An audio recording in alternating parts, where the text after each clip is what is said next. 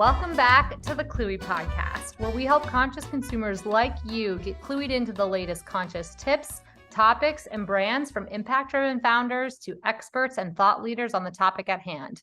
I'm your host, Maryclaire, founder of Cluey. Let's get clueyed in.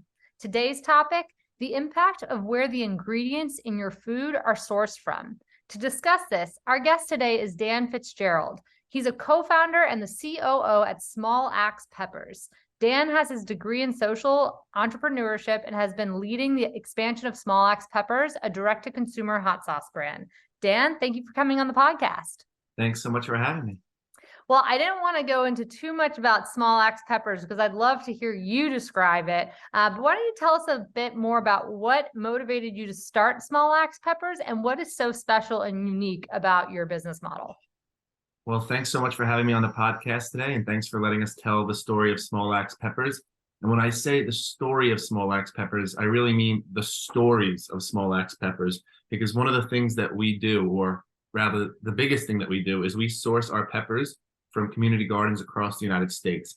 And so each bottle of hot sauce is made with habanero peppers, serrano peppers, jalapeno peppers that are grown in hundreds of community gardens from sea to shining sea. And each of these community gardens has a background, has a story, has a neighborhood, has a reason for existing that reflects the surrounding neighborhood and surrounding city. And so when I talk about Small Axe Peppers, we're not talking about me or my co-founder. We're talking about the hundreds of community groups that we've managed to activate to grow and monetize their efforts by growing peppers as a cash crop for these community garden hot sauces. That's so incredible. And I absolutely am obsessed with what y'all are doing. And the model is so relevant to our topic today about how consumers can consider the impact on the communities where their ingredients are sourced.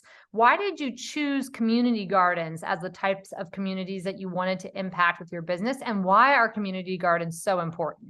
That's a great question. Well, we started in 2015, and my business partner, John Crotty, is an affordable housing developer in the Bronx. And he was working for 4 or 5 years with some low-income housing in the Bronx, in some of the more dangerous areas, some of the most forgotten about areas, some of the least hopeful areas in New York City.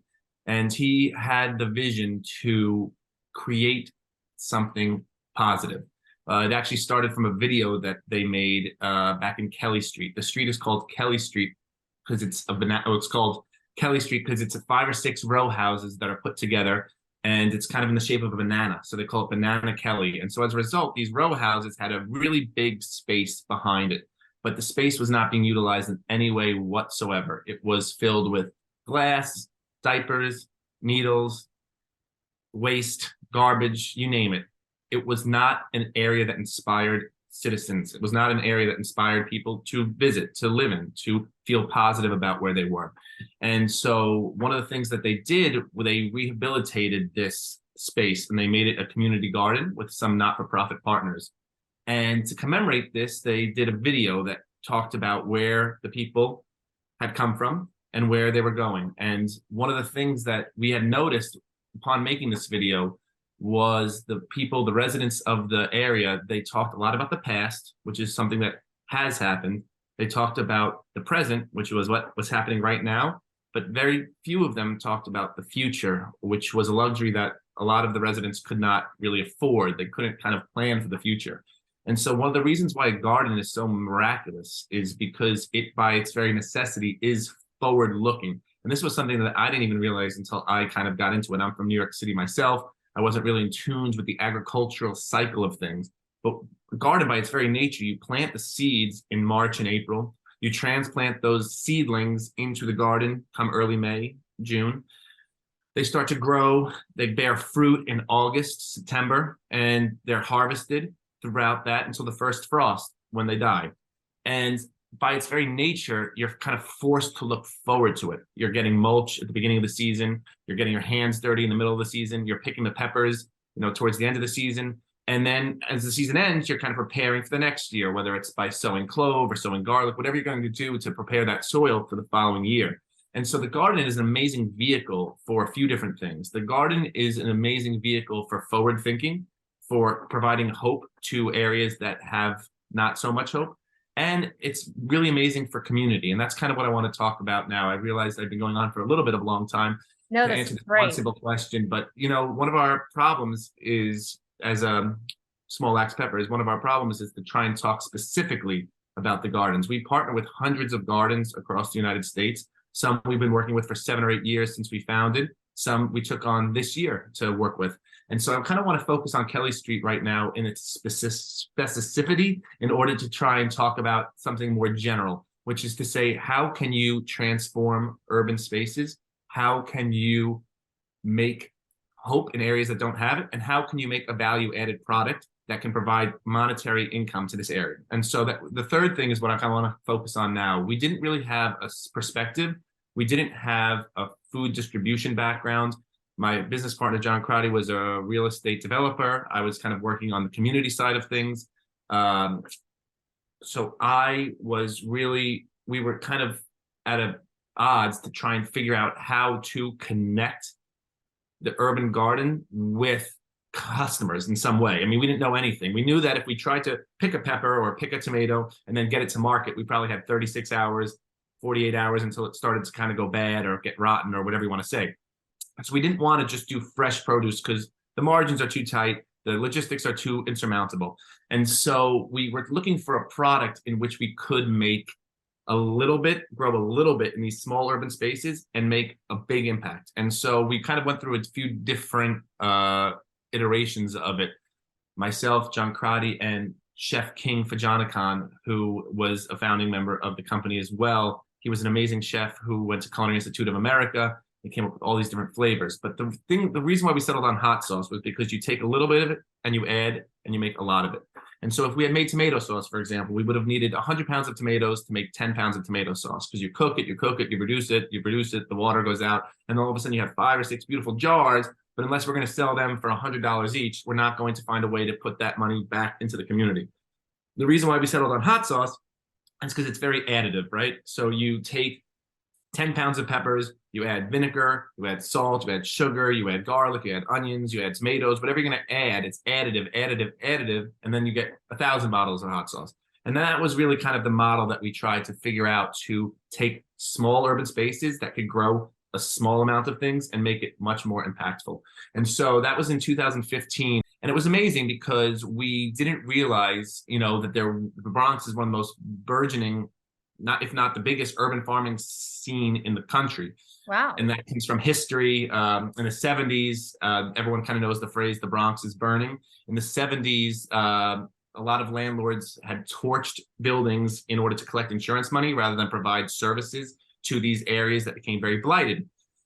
Groups of green guerrillas, groups of forward-thinking people, groups of people who just liked farming took over those abandoned lots and built community gardens in them. And so as a result, it has the densest capacity of urban farms and community gardens in the country, coming from waste and making something productive. So we were able to tap into this network through the organization called Bronx Green Up, which kind of provided introduction, provided credibility, provided all the things that we would have needed to do as outsiders kind of coming into this area.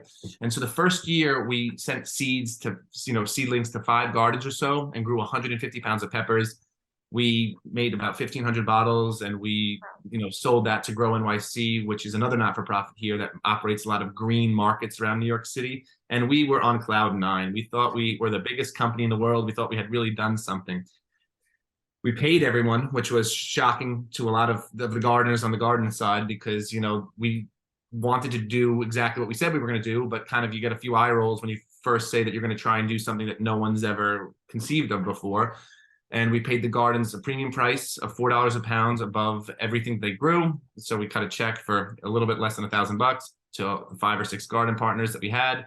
The next year, the word spread wildly amongst the community garden community in the Bronx, and people wanted to sign up. I think the next year we had 15, and we grew 750 pounds of peppers. Wow. And the year after that, it was 40 gardens, and we grew something like 2,500 pounds of peppers. So it was really kind of growing like this. That was 2 or 3 years into working with the Bronx. And we had, at that point, just a Bronx hot sauce. We found the Queens community gardens. We sent them the seeds. We did the same model. We had the same level of success with that. So now we were in Whole Foods in New York City, Whole Foods in the Northeast area with 2 or 3 flavors, 2 Bronx flavors and a Queens flavor. And so we had a nice sellout. And so from there, we just kind of started growing and started meeting more different garden partners and different garden networks. And it wasn't until 2018 that we realized that we had an idea that was a little bit bigger than just New York City, if that's possible. I mean, me and my business partner are both New Yorkers through and through. So there really is nothing bigger than New York City, as Frank Sinatra would say. If you can make it here, you can make it anywhere. But we had realized that the idea was bigger than just New York. And if we were going to really make a community garden brand, we were going to have to do it outside of New York as well. So in 2018, we went over to Detroit and Chicago, Oakland, and Texas, and we met some community garden partners there that are operating with the IRC's New Roots program. And the IRC is an international rescue committee that grows peppers and integrates refugee farmers with farming techniques. And so they come from West Africa and the Caribbean and South America, and they come and they are integrated into life here through urban farming initiatives. And so one of the things they grow is peppers. We have gardens all over the country. It's taken on a life of its own, far beyond our wildest dreams. And it's just been an amazing journey. So thanks for letting me tell that very long-winded story. No, it's an incredible story, and you tell it so well. I guess, can you tell us right now how many different community gardens are you all partnered with today, and how many cities? At the beginning of the year, we send out a seedling request form to any partners that's worked with us in the past, any partners I can find by Google, any partners that I can find according to the American Community Garden Association's website, anyone. And we say, fill out this form, we'll send you free seeds, no questions asked. You know, if you want 200 seeds, if you want 20 seeds, we'll send you seeds for peppers. You can send them back to us if you want, and we'll pay you. If you don't want, and you can just take this as a donation, that's fine with us too. We know that, gardens shift. We never wanted to create a situation where gardens would sign a contract and then not meet their quota and then feel bad or feel like they couldn't participate or feel like we were penalizing them in any way.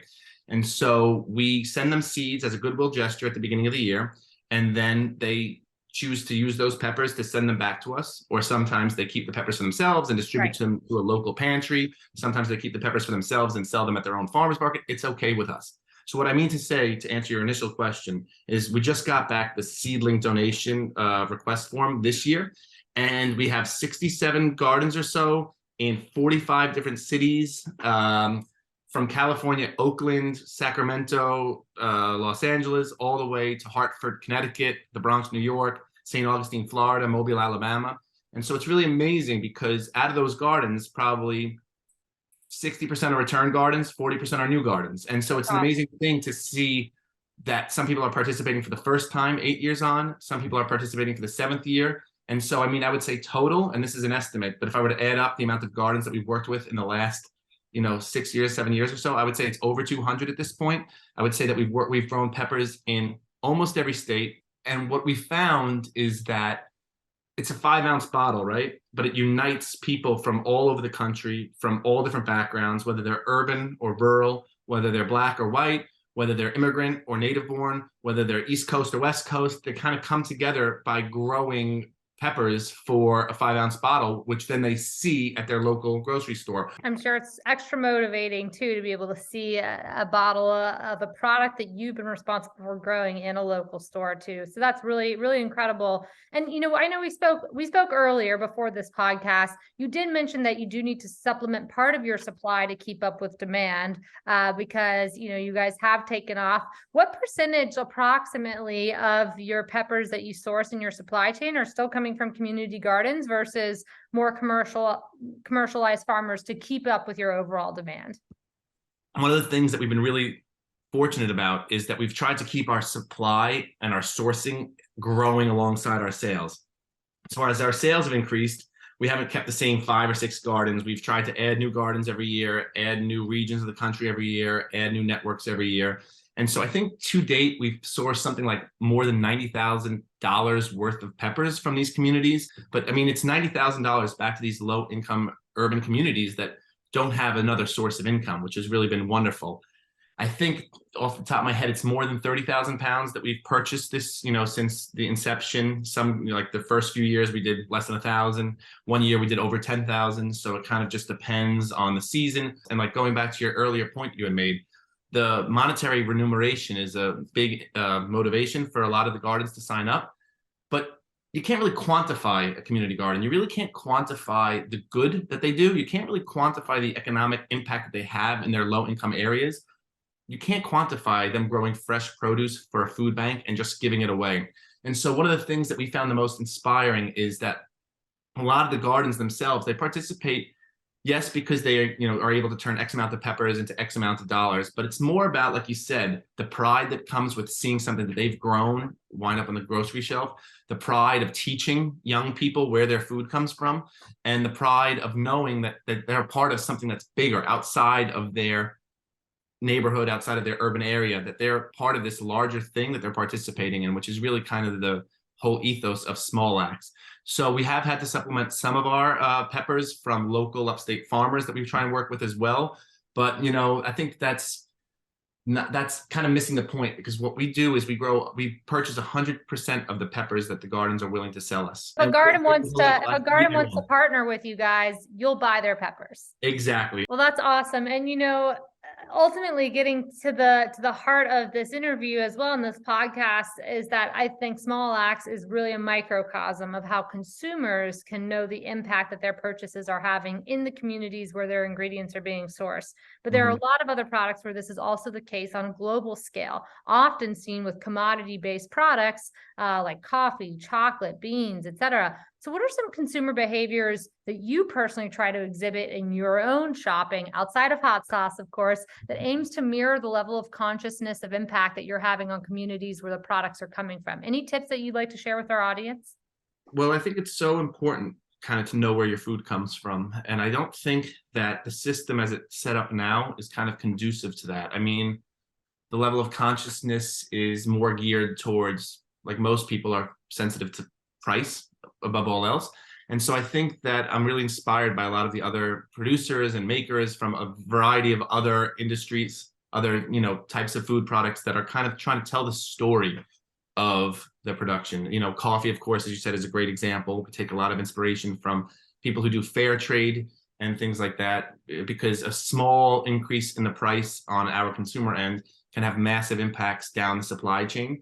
And so when we think about it, we're inspired by fellow B Corps that are doing great work, outside of food. Even Patagonia, of course, is one of the great companies that has inspired us. I know the founder of that company wrote a book called Let My People Go Surfing, which I had read a few years ago, which is must read for anyone who's trying to do social entrepreneurship, because it's about what is a company for? What is a food system for? Is it for entities, incorporated entities, to make money, to make profits? Or is it to help people? Is it to feed people? Is it to nourish people?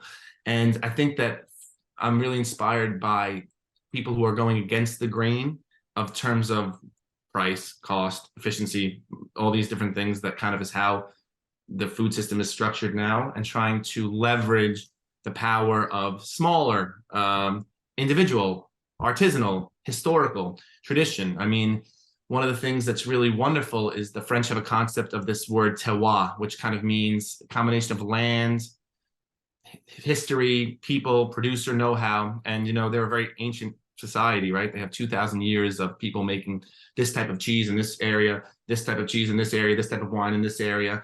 And America's a younger country, right? We don't have that same history yet. And so one of the things that we try and do is we've tried to create flavors for hot sauce that kind of reflect the neighboring areas of the city, right?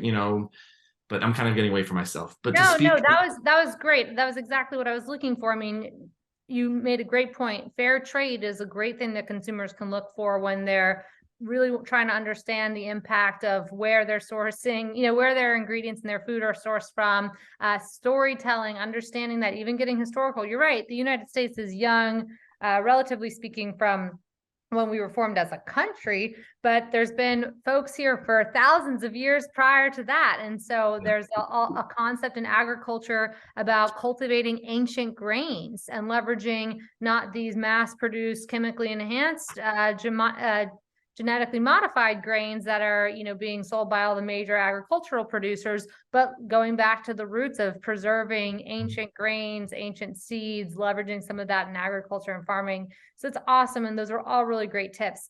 Well, it's time to end our podcast, and we always love to end our podcast with 2 glimmer of hope questions. The first of which is a question for you about, is there a new innovation that you're aware of in the world of impact, whether it's in your niche of agriculture or elsewhere, that you're particularly jazzed about right now, a new innovation? I never liked tomatoes as a kid, right? They were big, they're white, they're hard, they don't really taste like anything, and they were slimy, they taste like jellyfish. And I just never liked them, right? They just were not something that appealed to me in their current commercial form at all. And then I went to one of these community gardens that I was picking up peppers, because back in the old days, we would throw it in the back of my Ford Explorer, take all the peppers to the kitchen. Now we have them shipped. But in the beginning, my car smelled like peppers for the whole year. At any rate, so I went to one of these community gardens where the tomatoes were in season. There were little tiny cherry tomatoes. And I don't like tomatoes, or I never liked tomatoes. And I had one just because, let's see. And it exploded with flavor, juiciness, acidity, sweetness, texture. I realized I had never had a tomato in my life before, right? I just had never tasted a tomato. I had never tasted really anything in that way. And so I think that that's one of the things that I'm most excited about as we try and shorten supply chains, as we try and go back to local rather than global, as we try and, that's one of the things COVID kind of made us aware of, right? Like, long supply chains doesn't always equal better. Having more localism, having more community around growing food, community around gardening. And so I would say that that's something that is inspiring me, the return to localism, and hopefully true localism, localism where you can go up the block and meet your community, grow a tomato, grow a peach, grow something delicious, share that moment, that meal with people. And so that's one of the things that kind of inspires me right now, is the consumer consciousness, return to local, return to small, return to those types of things. So love it. Love it. And then our second and final glimmer of hope question is, can you rapid fire name 3 other impact focused brands that you absolutely love and buy products from on a regular basis? Yeah, I mean, one of the things that inspires me, like I said, is definitely Patagonia, for sure. I love any type of fair trade coffee. And last impact, let me see. One of the things I always check out is B Corp as well. They have a great database when you're trying to be a conscious supplier. Anyone who's B Corp certified, anywhere that you can kind of find it, that they've been vetted. We're very proud to be B Corp ourselves. So we're very proud to share in a great community of people who are trying to maximize impact through not just profit-seeking motives, but trying to build something bigger than themselves. So definitely check them out. No, that's great. That's awesome. And for our listeners and audience who are not aware, you can also search both B Corp certifications and fair trade certifications at clueyconsumer.com on our database of thousands of everyday brands. But Dan, thank you so much for coming on our podcast today to get our followers clued in about the impact of where the ingredients that are in our food are being sourced from and the importance of that. Thank you so much for having me. It was a great conversation. Of course. And thanks to all of our listeners for tuning into today's episode. As a disclaimer, Cluey does have an affiliate relationship with Small Axe Peppers. We only enter into affiliate relationships with brands who score a B- or higher on both their people impacts and planet impacts on our rating system. Our ratings are aggregated from best-in-class third-party data sources, so Cluey cannot impact the ratings of these brands ourselves. If you'd like to learn more about Cluey, our top-rated brands, our ratings, and how we make money, you can find it all at clueyconsumer.com/about us. Come back next time to get clued into the latest in the world of conscious consumerism.